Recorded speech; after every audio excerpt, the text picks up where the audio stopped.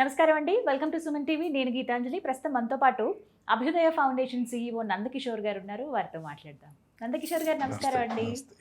Sir, చాలా comments వస్తున్నాయి. మాకు ఇలా ఈ దేవాలయాలు ఎక్కడో చెప్పండి, మేము వెళ్తాము, మీరే తీసుకువెళ్ళొచ్చు కదా అని అడుగుతున్నారు కొంతమంది. మరి ఆ ప్లానింగ్ ఏమైనా ఉందా?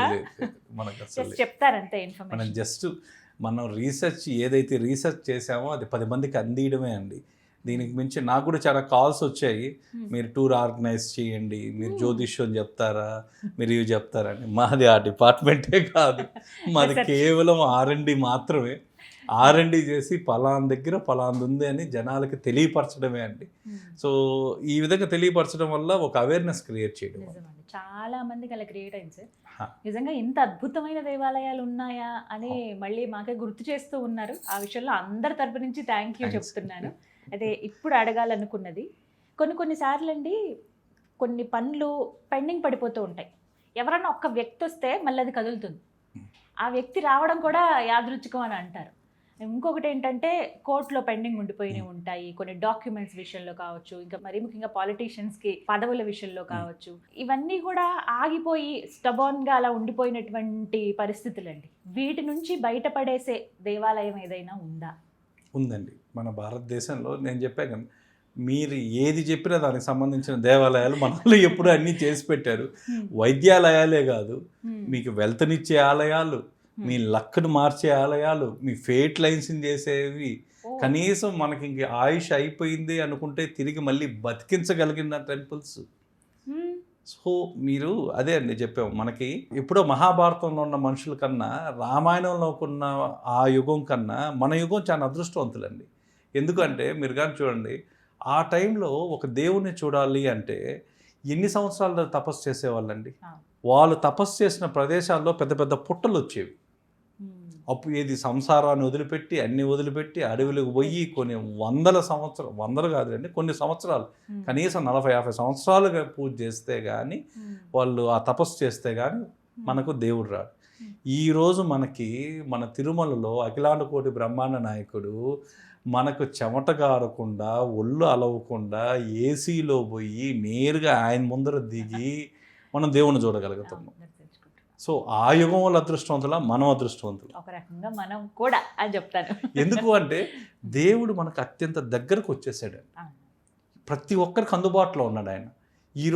ఆ రోజు దేవుడు ఎక్కడా అని ఎత్తుక్కొని ఉండేవాళ్ళు ఋషులందరూ. దేవుడు ఎక్కడున్నాడు అని చెప్పి ఇక్కడి నుంచి యాత్ర మొదలు పెడితే ఇంకొక మూలకు పోయేవాళ్ళు ఆ దేవుని వెతుకులాటలో.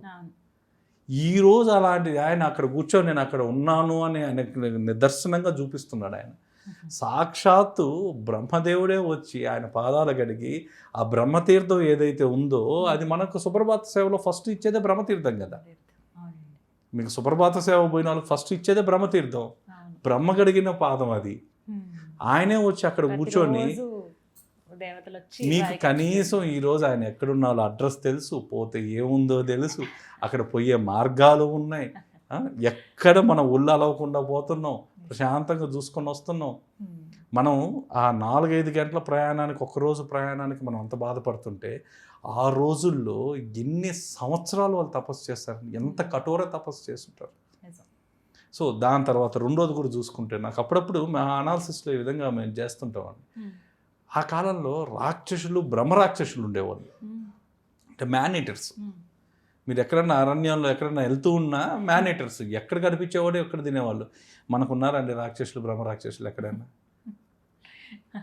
ఎవరి పాటికి వాళ్ళు మనం ఎంత స్వేచ్ఛగా మనం తిరుక్కుంటా, మన పనులు మనం చేసుకుంటా, మనకు మిగిలిన టైంలో ఫ్రీ టైంలో దేవుని కొలుచుకునే స్థితికి వచ్చాం మనం. మనకి ఎప్పుడు వీలు పడితే అప్పుడు ఏదైనా అవసరం వచ్చినప్పుడు, మనకి ఏదన్నా ఆపద కలిగినప్పుడు తప్పితే. సో పూర్వకాలానికి ఇప్పటికి నిజంగా మనం సో బ్లిస్డ్ అండి, చాలా మనం బ్లిస్డ్. కాకపోతే చాలా విషయాల్లో మీరు ఏదన్నా చూడండి, టెక్నాలజీ ఆ రోజుల్లో మనకి కనీసం ఎద్దుల బండ్లు ఇవే ఉన్నాయి, నడక ఎక్కువ ఉండేది, ఎక్కువ నడక మీద వెళ్ళేవాళ్ళు. ఈరోజు నడక మీద ఎవరు వెళ్తున్నారు చెప్పండి? ఏది అడిగినా ఇన్స్టెంట్, ఏది కావాలన్నా ఇన్స్టెంట్ మనకి. కానీ అప్పట్లో కూడా అండి మన ఋషులు ఇవన్నీ కూడా, ఇప్పుడు మన దేవాలయాలు ఏవైతే చూస్తున్నామో ఇవన్నీ ప్రిస్క్రిప్షన్ బట్టి ఉన్నాయి.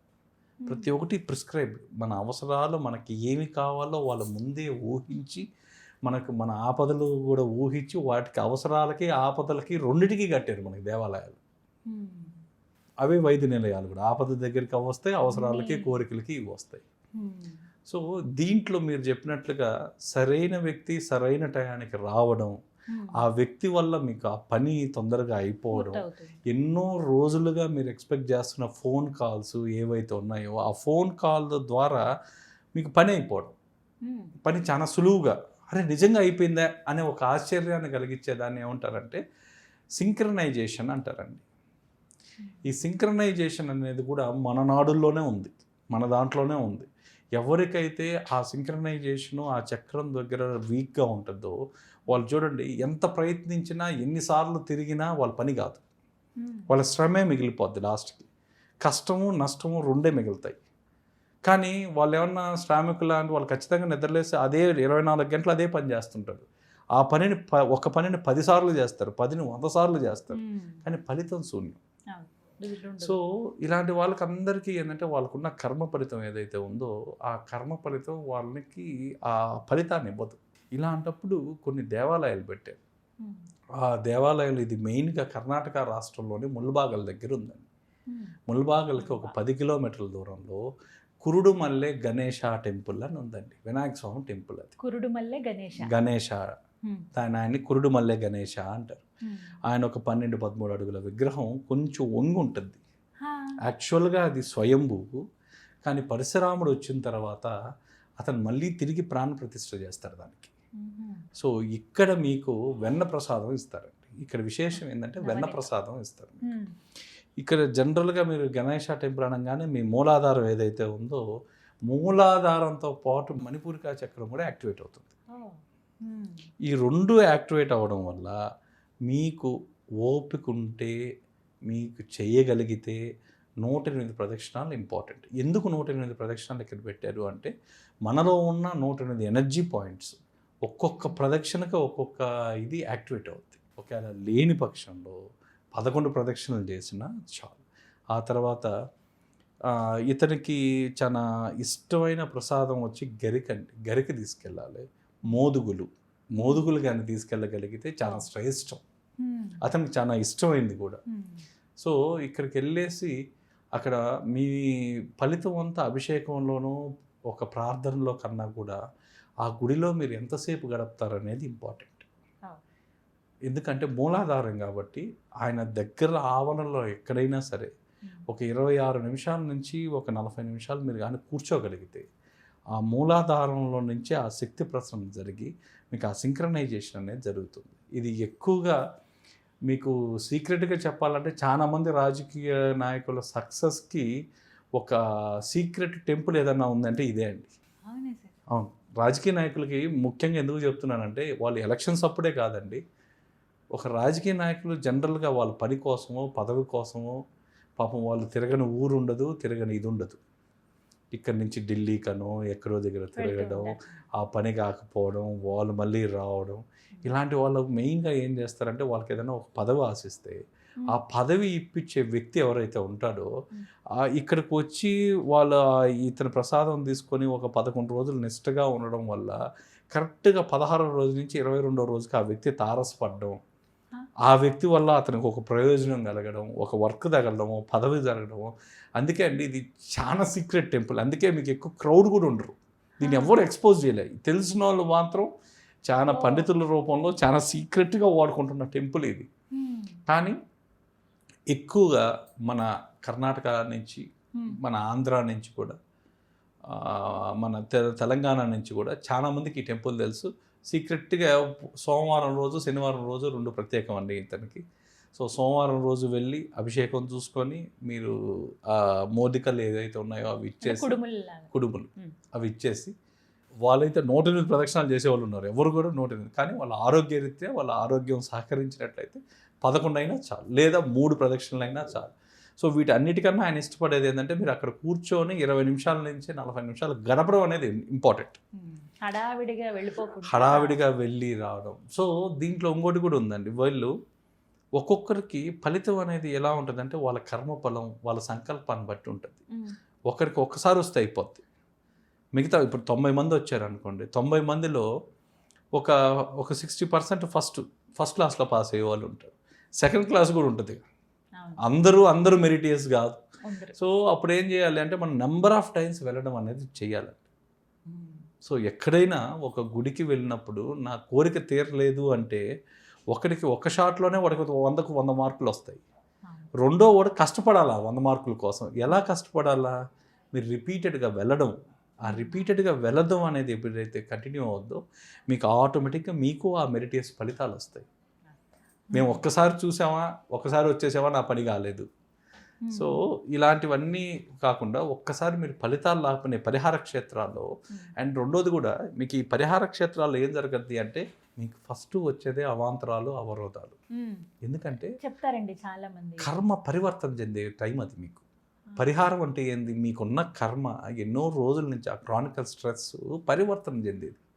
ఈ పరివర్తన టైం ఏదైతే ఉంటుందో ఈ పరివర్తన టైంలో మీకు ఏంది, మీకు వచ్చే కొద్దీ పోయే కొద్దీ అన్ని అవాంతరాలే. బయలుదేరాక తర్వాత కూడా మీకు 100 అడ్డంకులు వస్తాయి, చాలా అవరోధాలు. మీకు ఆ వెంకటేశ్వర స్వామి దగ్గర కూడా చూడండి, అనుకున్న వాళ్ళు అనుకున్నట్టు వెళ్ళలేరు. దగ్గరికి వెళ్ళి స్వామి దగ్గరికి వెళ్ళి ఆ టికెట్ లేకుండా వెనక్కి వచ్చిన వాళ్ళు చాలా మంది, దర్శనం లేకుండా. ఇక్కడ టికెట్ కన్ఫర్మ్ అయ్యి అక్కడ పోయేసరికి టికెట్ ఉండదు. సో అవన్నీ ఎవరినో మనం బ్లేమ్ చేయాల్సిన అవసరం లేదండి. అది సొంతంగా మన వెంట మనం తెచ్చుకున్న, మన సంచిలో మనం తెచ్చుకున్న కర్మలే అవి. సో ఈ సంచిలో తెచ్చుకున్న కర్మలకు మనం ఎవరిని నిందించబడలేదు. దైవంతో సహా దైవం నేను పోయాను, నాకు దేవుడు చేయలేదు అంటే ఒక మార్కుతో వాడు అందరూ క్లాస్లో 20 మంది ఉంటే 20 మందికి మెరిట్లు రావు కదండి. 20 మందికి 100కి 100 రావు కదా.